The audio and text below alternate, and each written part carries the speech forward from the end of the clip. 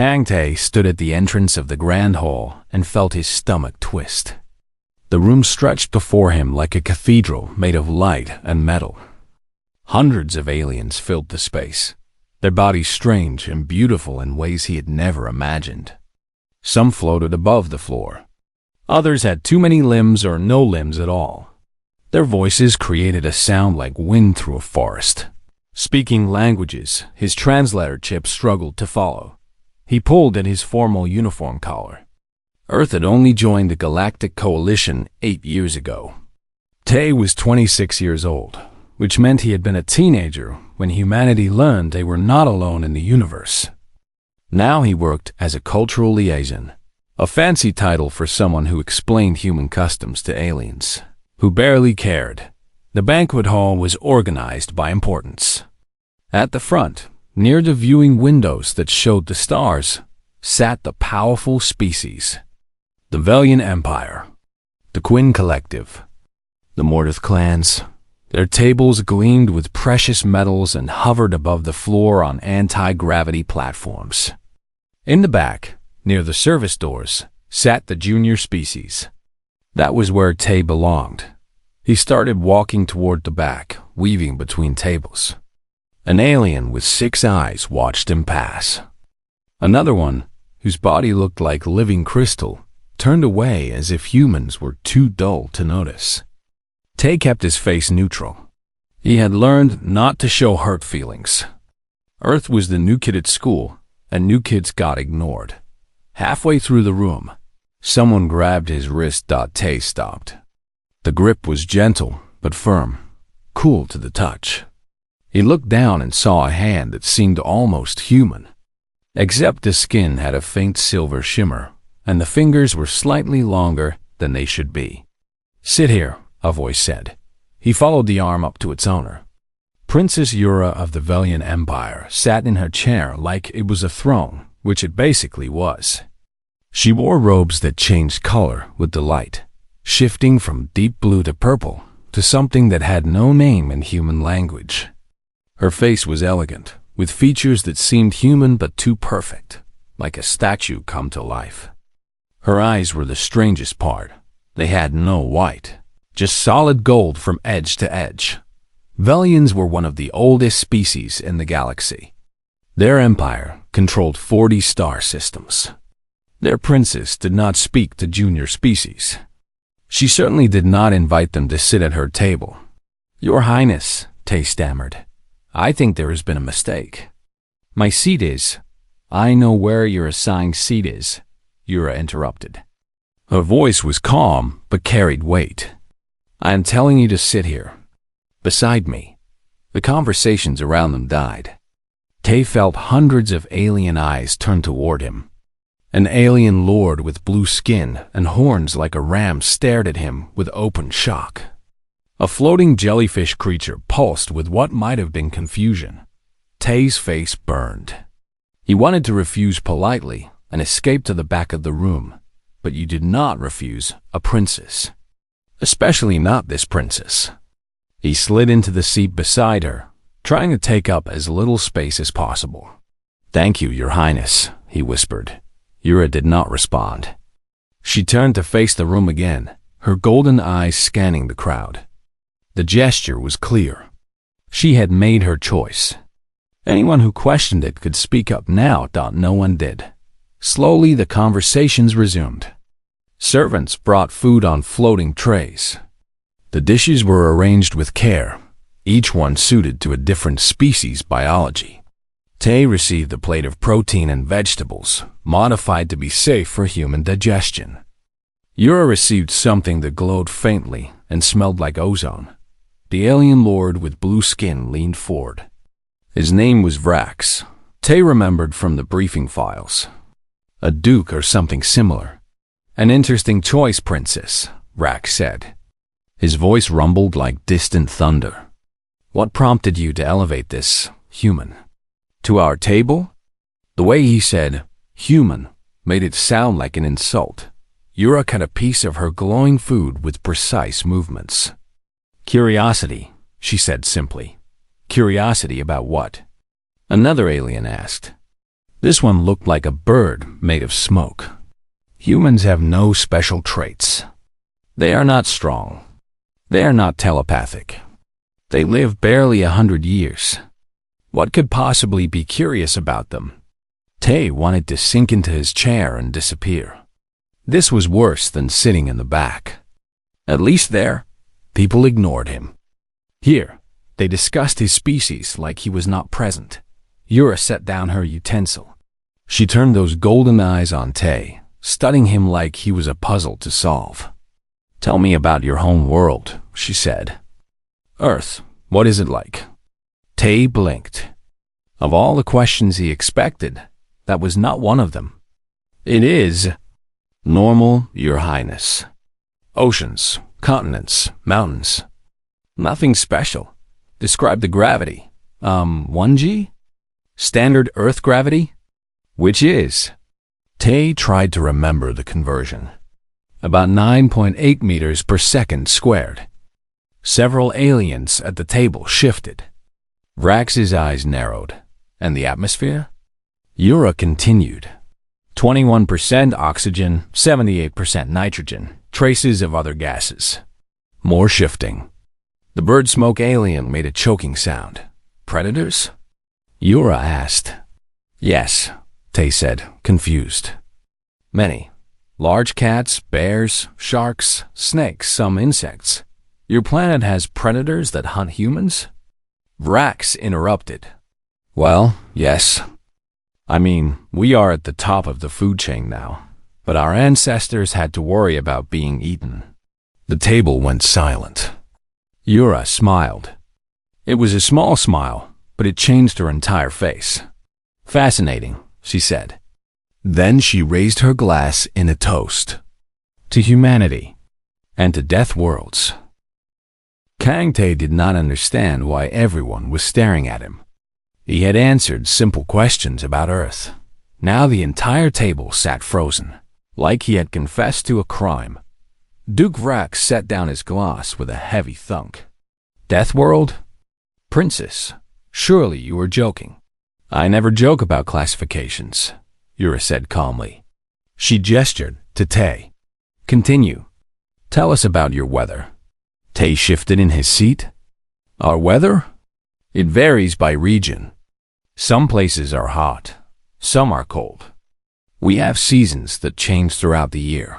"How hot?" asked the smokebird alien. "The hottest places can reach 50 degrees Celsius. Sometimes higher."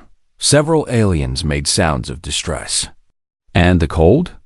Yura prompted. -40, -50 in the coldest regions. In some areas, it can get even colder." An alien that looked like a collection of floating geometric shapes flickered rapidly. "That is a temperature range of 100 degrees. Nothing can survive such extremes." "Humans do," Tay said. "I mean, we need clothing and shelter, but people live in both the deserts and the Arctic regions." Vrax leaned back in his chair. His blue face had gone a shade paler. "What about disease?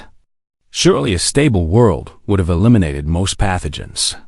"We have lots of diseases," Tay admitted, "though medical science has helped a lot.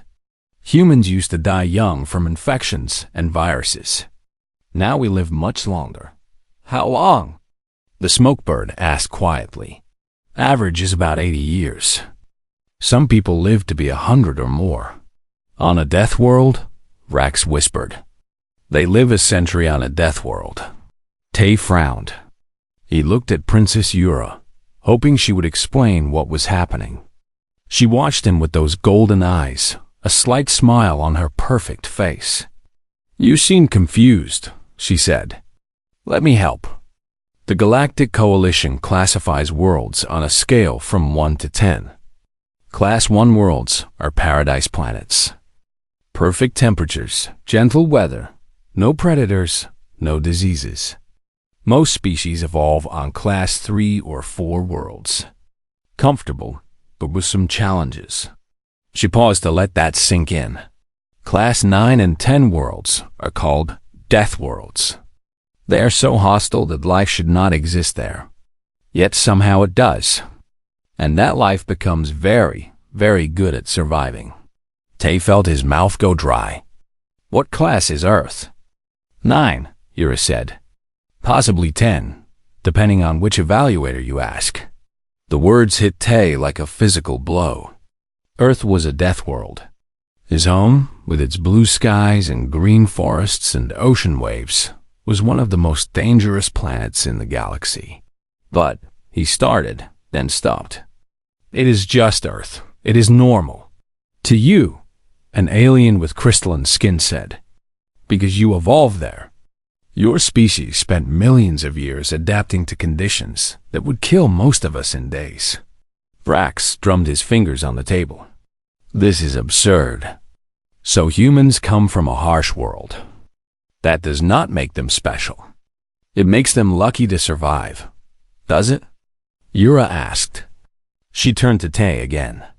Tell me, how did your ancient ancestors hunt for food? Lots of ways.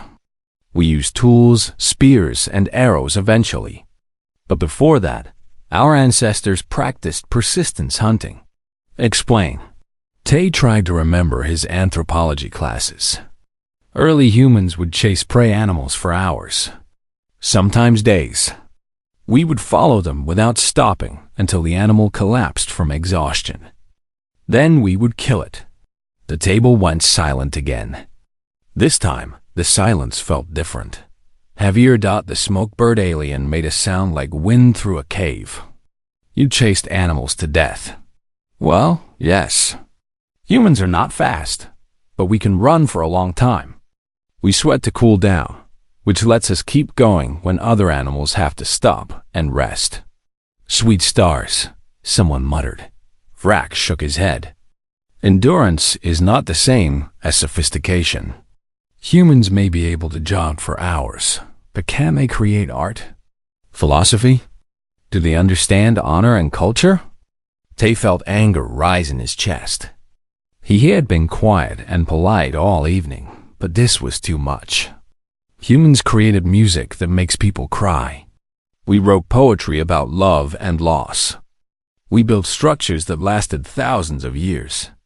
We sent messages into space hoping someone would find them and know we existed. We have honor. We have culture. We just also happen to be able to run really far.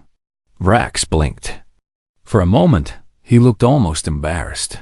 Yura's smile grew wider. Well said. She stood, and everyone at the table rose with her out of respect. I have an announcement.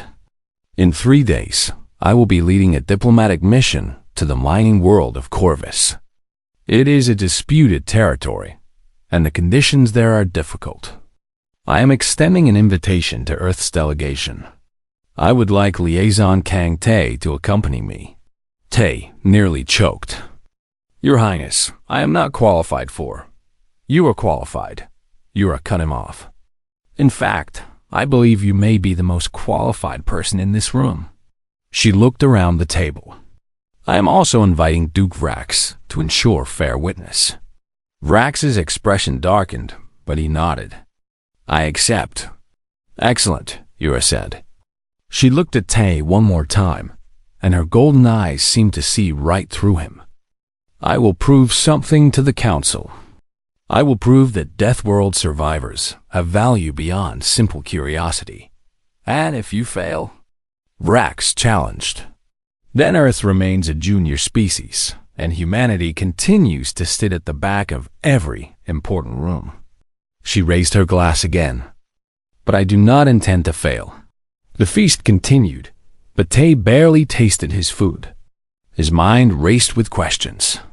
Why had the princess chosen him? What would happen on Corvus? And most importantly, what did she expect him to prove? As the evening ended and guests began to leave, Yura touched Tay's shoulder lightly.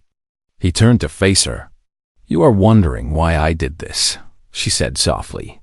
Yes, Your Highness. Because I read your species' history. I learned about persistence hunting, about humans climbing mountains just to see what is at the top, about explorers who died trying to reach the poles of your world, and others who kept trying until they succeeded. I read about humans who never give up, even when giving up makes sense. She leaned closer, her voice barely a whisper. The galaxy needs that quality, and soon it will understand why. The shuttle ride to Corvus took 6 hours. Kante spent most of that time trying not to vomit. He was not good with space travel, and the artificial gravity kept fluctuating in a way that made his stomach flip. Princess Yura sat across from him, reading reports on a holographic display. She looked completely comfortable, like she was sitting in a garden instead of a metal box flying through the void. Duke Vrax occupied a seat near the back, his blue face set in a permanent scowl. 2 security officers flanked the cabin. One was a Velian soldier named Cross, tall and silver-skinned. The other was human. Day. The human security officer had introduced himself before takeoff. He was older than Tay, maybe 40, with short dark hair and scars on his hands that suggested a rough past. Former Special Forces, Earth military, now working private security. Tay had been relieved to see another human. At least he was not the only representative of Earth. On this mission, Corvus appeared through the viewing window as they approached. The planet looked angry. Its atmosphere swirled with red and orange clouds. Lightning flickered across entire continents. The mining settlements clung to the surface like barnacles on a ship. Tiny and fragile. "It is beautiful," Yura said, without looking up from her reports. "It looks like it wants to kill us," Tay replied. "Most beautiful things do." The shuttle entered the atmosphere with a violent shudder. Warning lights flashed on the pilot's console. The AI voice announced wind speeds and temperature, readings that made no sense to Tay. All he understood was that they were descending into hell. "Landing site is 30 kilometers from the main mining facility," the pilot reported. "We will have ground transport waiting." Except the ground transport was not waiting. The shuttle touched down hard on a rocky plateau. Through the windows, Tay could see a landscape that looked like Earth after an apocalypse. Black stone and red dust stretched in every direction. The sky burned orange. In the distance, something that might have been mountains or might have been massive stone formations pierced the clouds. "Where is our transport?" Vrax demanded. The pilot checked his console, then checked it again. "I am not receiving any signal. The facility should have sent vehicles by now." Yura stood, her robe settling around her like water. "Send a message. Tell them we have arrived." The pilot tried. His fingers moved across holographic controls, but each attempt brought the same result. "Communications are not working, Your Highness. Something is blocking the signal." Cross, the Velian security officer, drew his weapon. "This is a trap." As if to confirm his words, the shuttle's lights died. Emergency power kicked in a moment later, bathing everything in red. Then the shuttle lurched sideways. Tay grabbed a seat as the entire vessel tilted. "We are sliding," the pilot shouted through the window. Tay watched the ground drop away. The shuttle had landed on unstable rock. Now it was sliding toward a cliff edge. "Everyone out," Tay barked. He moved fast, hauling Tay up by his arm and shoving him toward the emergency exit. "Move now." The door blew open with explosive bolts.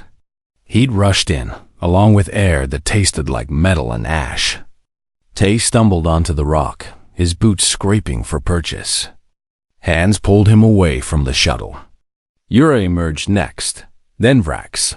Then the pilot and Cross the shuttle went over the edge.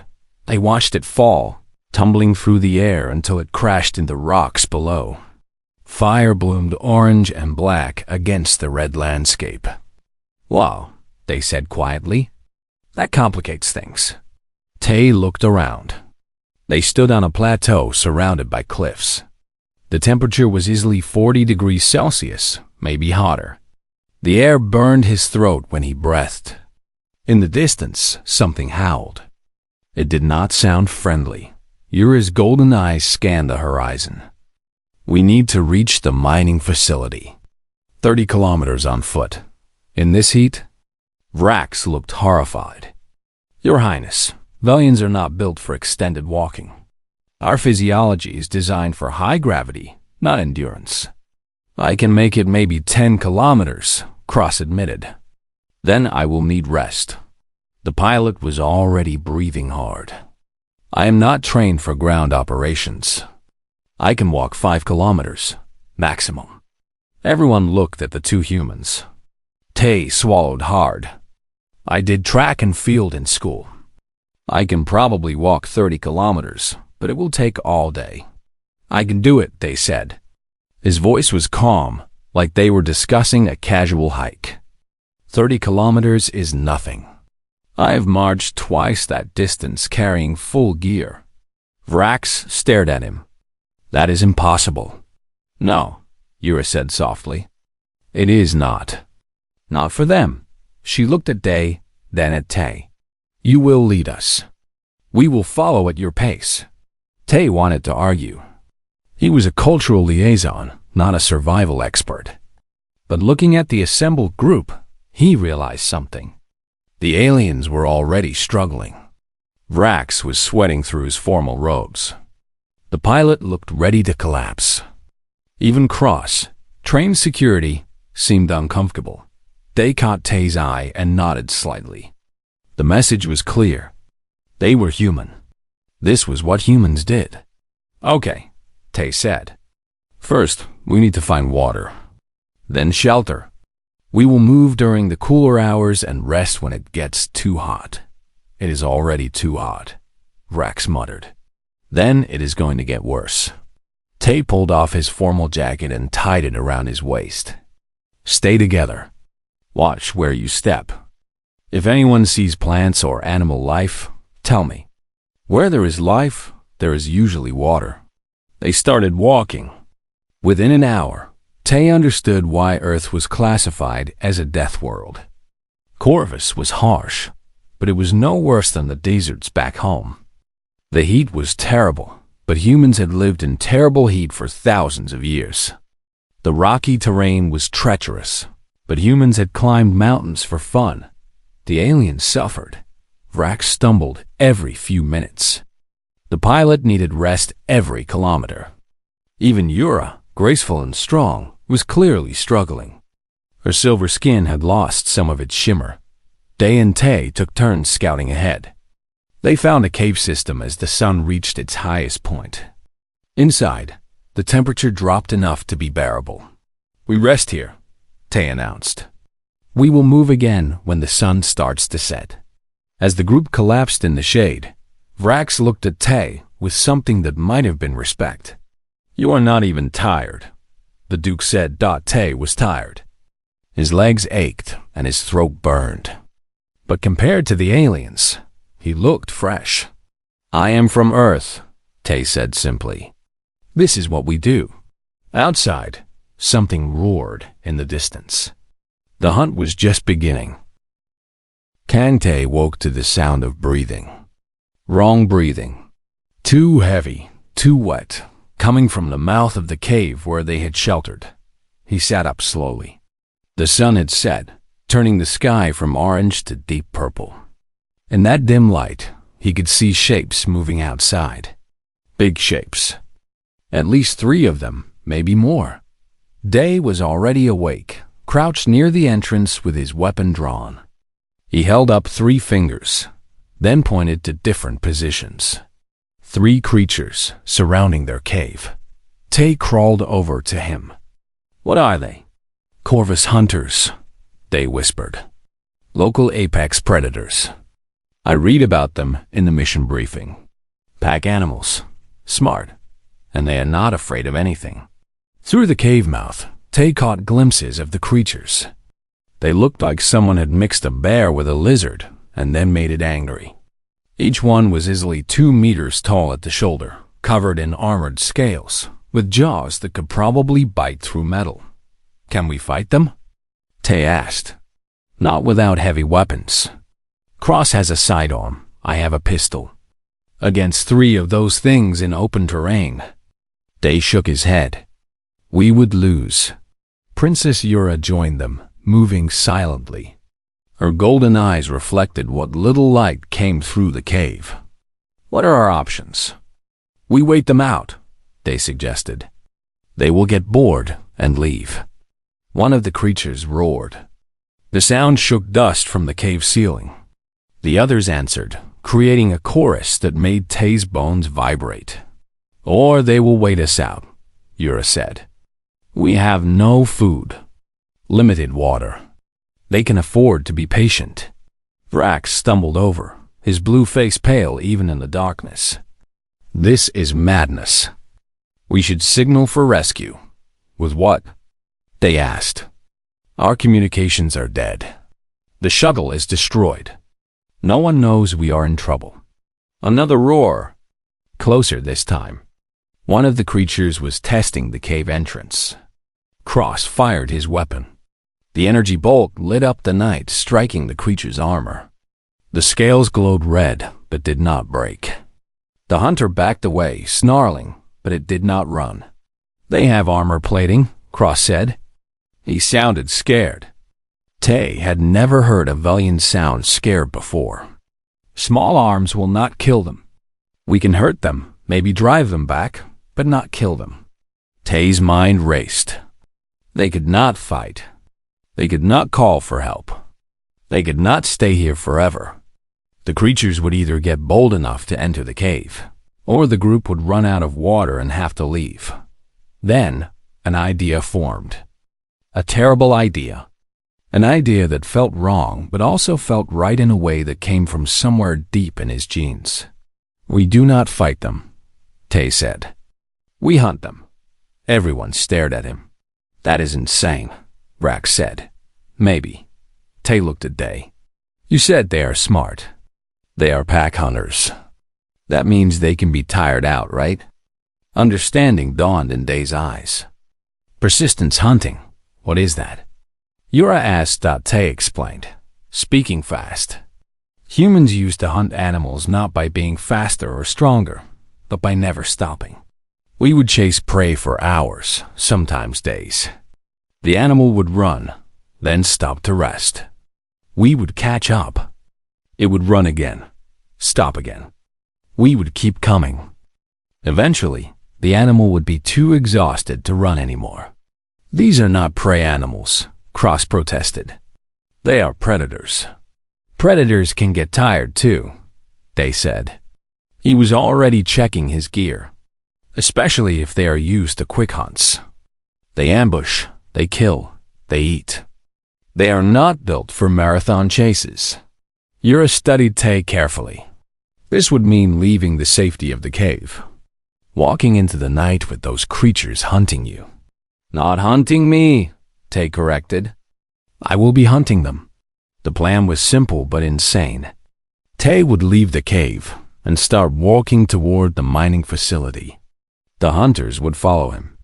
He would not try to outrun them. He would just keep walking, hour after hour. When they got close, he would run for a while, creating distance. Then go back to walking. Never stopping. Never resting. They wanted to go with him, but Tay refused. You need to protect the others. If I fail, you are the only one who can get everyone to safety. Yura touched Tay's face gently. Her silver fingers were cool against his skin. You understand this might kill you. I am human, Tay said. We are very hard to kill. He left the cave carrying only water and a small knife. The hunters saw him immediately. Their roars split the night. Tay did not run. He walked at a steady pace, his boots crunching on the rocky ground. The first hunter charged. Tay ran then, sprinting maybe 50 meters before dropping back to a fast walk. The hunter followed, closing the distance easily. When it got within 10 meters, Tay ran again. Another 50 meters. Back to walking. Hours passed. The moons of Corvus rose, giving enough light to see by. Tay settled into a rhythm. Walk, run when they get close, walk again. His water ran low. His legs burned. His lungs ached. But he did not stop. The hunters began to struggle. He could hear it in their breathing. They were panting now, their roars less frequent. They expected him to stop, to tire, to become prey. But he never stopped. Dawn broke. Tay had been moving for 8 hours. Every muscle in his body screamed. He could barely think. But his legs kept moving, one foot in front of the other. The hunters fell back. They were exhausted, unable to maintain the pace. One of them tried another charge, but it was slow, clumsy. Tay barely had to jog to stay ahead. The creature gave up after 100 meters. By the time the sun was fully up, the hunters had stopped following. Tay looked back and saw them in the distance, lying in the shade of rocks. They were not dead, but they were finished. They had learned something new about the universe. Some prey did not stop running. Tay walked another hour before he collapsed. His last thought before darkness took him was that he had done it. He had outhunted the hunters. When he woke, he was in a medical facility. Tay sat beside his bed, grinning. The others? Tay croaked. Safe. We followed your trail. The hunters did not bother us. I think you broke them. Tay laughed. You walked them into the ground. Persistence hunting a pack of apex predators. That is the most human thing I have ever seen. Yura entered the room. She looked at Tay with those golden eyes, and there was something new in them. Respect. Maybe even awe. You proved your point, Tay said weakly. No, Yura replied. You proved it. Rest now. When we return to the station, everything will be different.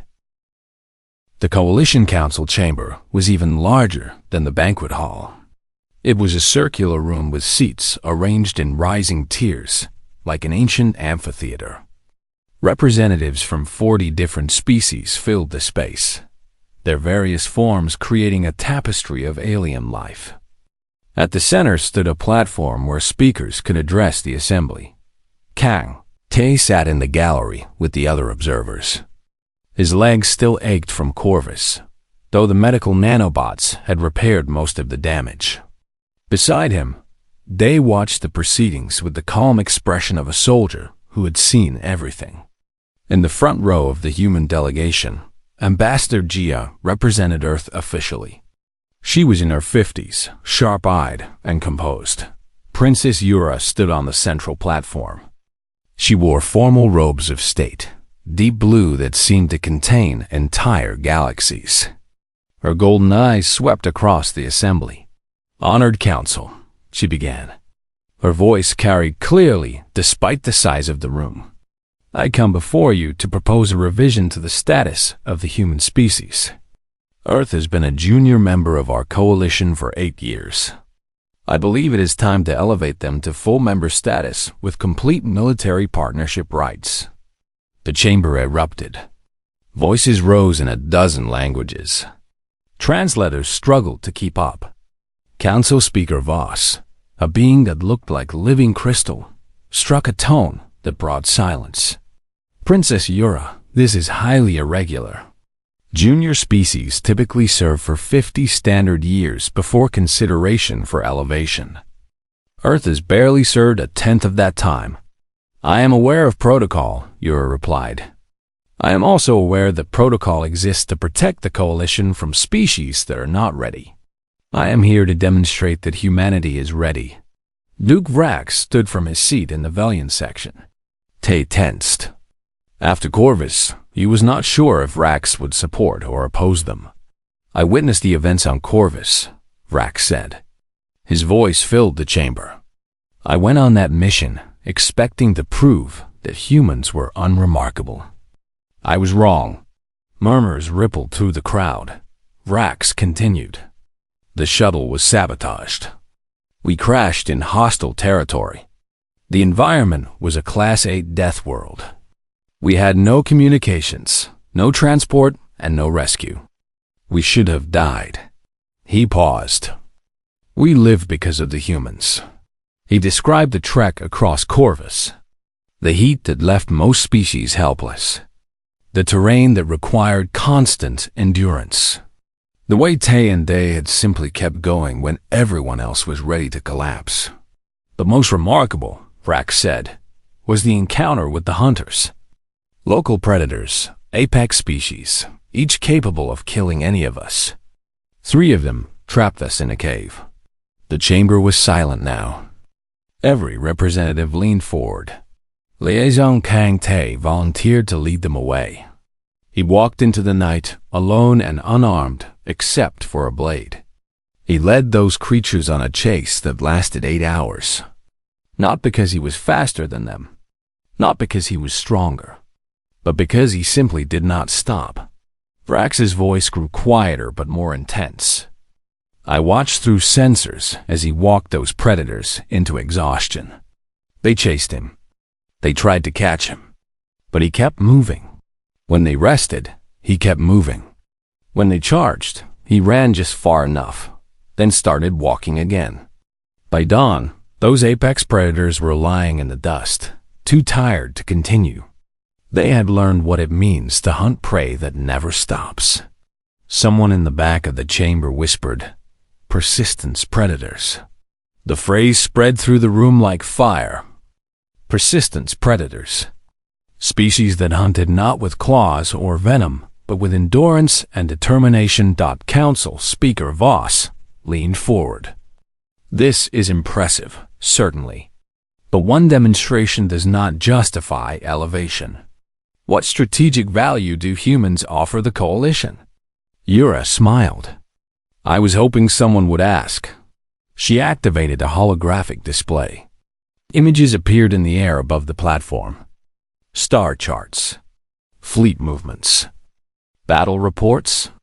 The hive swarm, she said simply. The temperature in the room seemed to drop. The hive swarm was the coalition's greatest threat. An enemy species that had been expanding through this region of space for decades. They did not negotiate. They did not stop. They consumed entire worlds and moved on.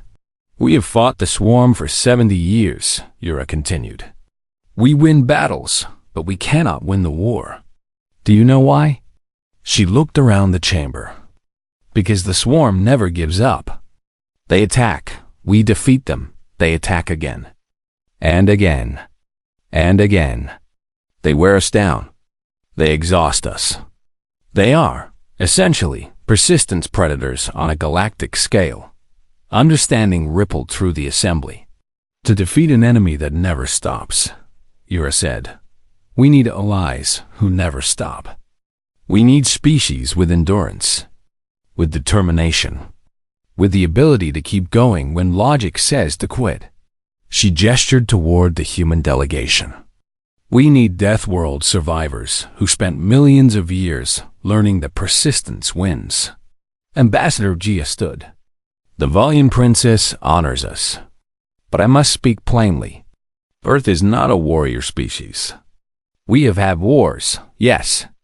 We have soldiers. But we are builders, explorers, artists.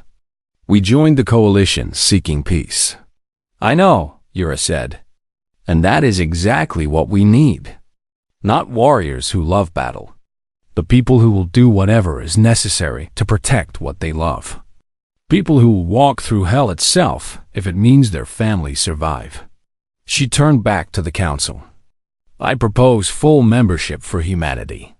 I further propose a military alliance between Earth and the Velian Empire.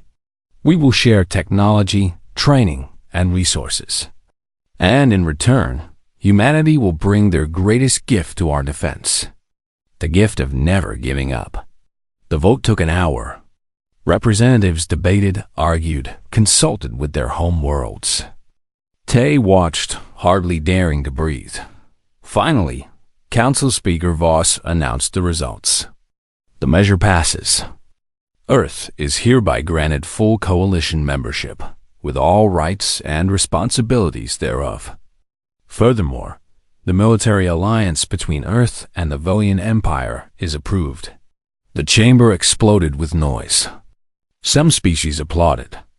Others argued. The human delegation embraced each other. Ambassador Gia had tears in her eyes. Yura descended from the platform and walked directly to where Tay sat. The crowd parted for her. "Stand up," she said gently. Tay stood. His legs still hurt. He was wearing a simple suit, nothing fancy. He felt completely unprepared for this moment. "I told you once that I looked for someone remarkable," Yura said. Her voice was quiet, meant only for him. "I found you searching for a seat at the back of a banquet hall. Do you remember?" "Yes, Your Highness. I grabbed your wrist and told you to sit beside me. Do you know why?" Tay shook his head. "Because I had studied human history. I read about marathon runners, about explorers who died trying to reach the poles, and others who kept trying until they succeeded. About scientists who failed experiments 10,000 times and kept going.